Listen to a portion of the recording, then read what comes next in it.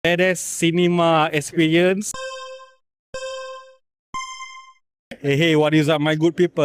Okay, baru saja lepas menonton filem Predator Badlands. Ya, dan filem ini aku boleh katakan bukannya filem Predator Badlands. Bukan. Dia adalah filem aliens versus robots versus kaijus versus mecha versus Predator. Stick around. Semua ada bro, semua ada. Tinggal nak masuk sebelum hujung-hujung tu versus Mandalorian pun. It's a pure badass cinema experience and creature feature yang sangat-sangat menarik, sangat-sangat menyeronokkan untuk ditonton di pawagam. Itu dia. Yang first paling aku suka sekali adalah of course L.L. Fanning. Dia bukan L. Fanning je, dia L.L. Fanning.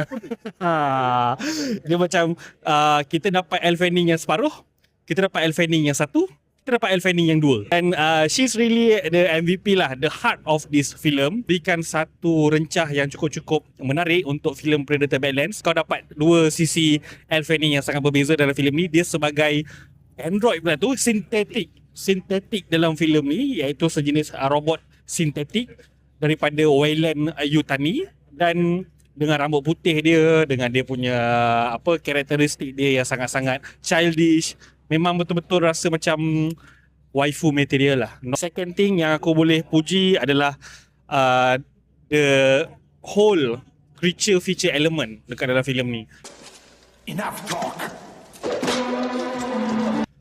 Dan dia punya creature tu is not really just macam predator saja, bukannya pada kaiju dia, pada karakter-karakter binatang-binatang dia. The planet itself, planet Jenna dalam ni, di mana predator ni yang bernama Dek datang. Dek datang untuk memburu dekat planet Jenna, untuk memburu makhluk yang sangat-sangat susah untuk diburu. Aku rasa macam sampai memang bila tengok dia masuk dekat dalam planet ni, dah giling kepala dah. Macam memang betul Badlands lah. And then yang ketiga aku perlu puji dan aku perlu bagi kredit untuk dia ni, iaitu Dan Trachtenberg sendiri. Dia mengarahkan filem Prey dan juga filem Killers of Killers dan juga filem Predator Badlands ni. Bila dengar nama dia yang mengarahkan Predator Badlands, selepas menonton Prey dan juga Killers of Killers, aku dah kata Predator is in a good hand.